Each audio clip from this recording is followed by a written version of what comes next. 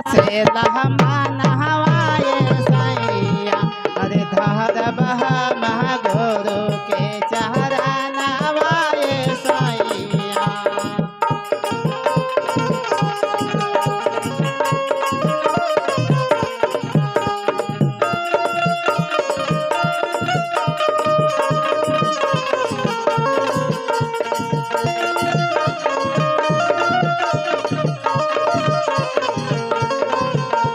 चर्चा खातिर तारा से लहमा नहवाए सैया अजी धार बहा महागुरु के चेहरा नहवाए सैया।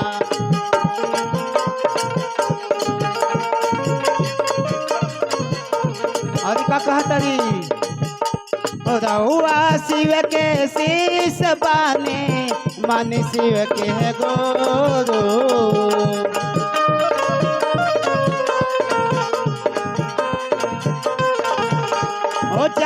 पता पकारी राजा नमन करी सोरो।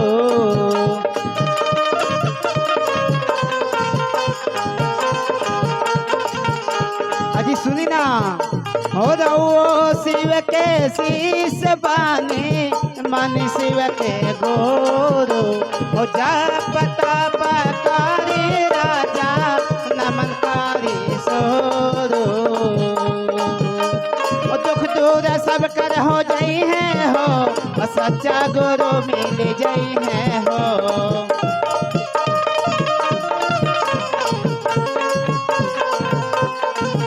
अरे गुरु से लगा ले बाधे नहवाए सैया हो धार बहा गुरु के चेहरा नहवाए सैया अजी धार बहा गुरु के चेहरा नहवाए सैया।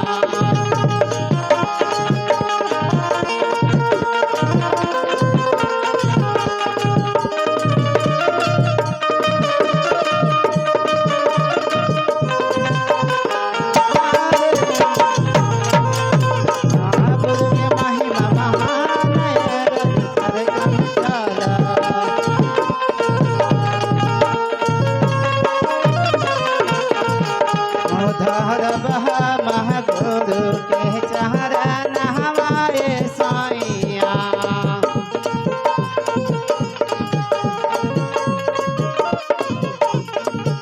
ओ पहिला में दाया मांगे दूसरा में चेहरा चा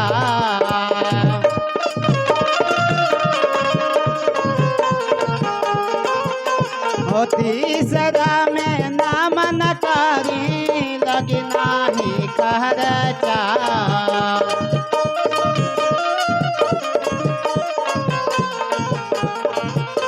ओ पहिला में दाया मांगे दूसरा में चेहरा ओ तीसरा में नाम नकारी नहीं लगी खर्चा।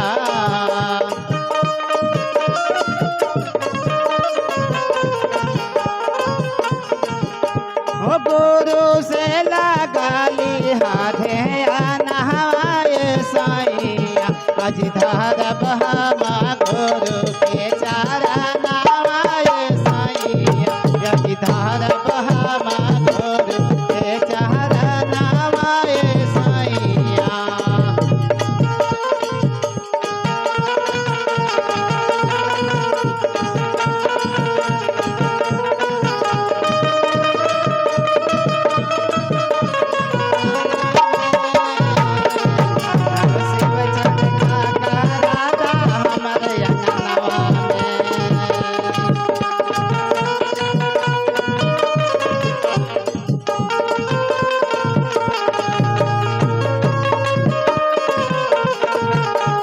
धार बहा महागुरु के चेहरा नहवाए सैया।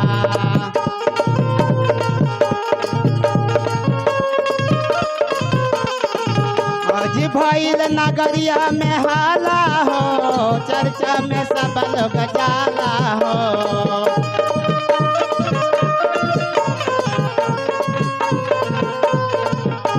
ओ भइल नगरिया में हाला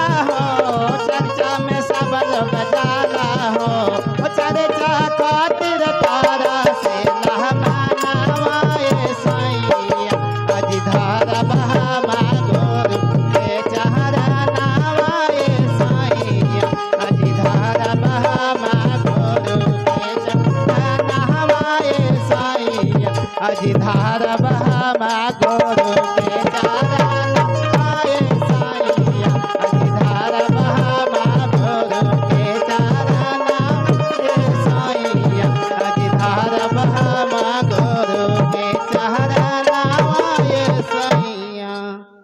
बहुत अच्छे सुबह